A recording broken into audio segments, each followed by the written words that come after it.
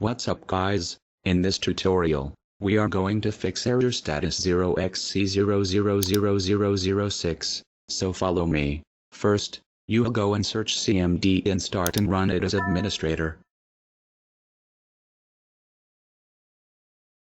I'm gonna leave some commands in the description, so you're gonna copy them and paste in CMD. To do this, just right click on top of CMD, edit, then paste. So after this, just click on enter and let this DISM to run. It's gonna take some time, so I would suggest letting it run until it's done.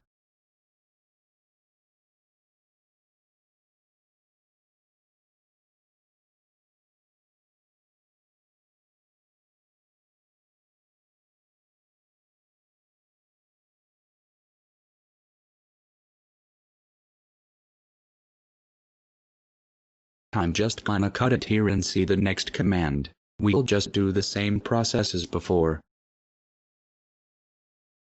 Then click enter. So after this process, your problem should be fixed.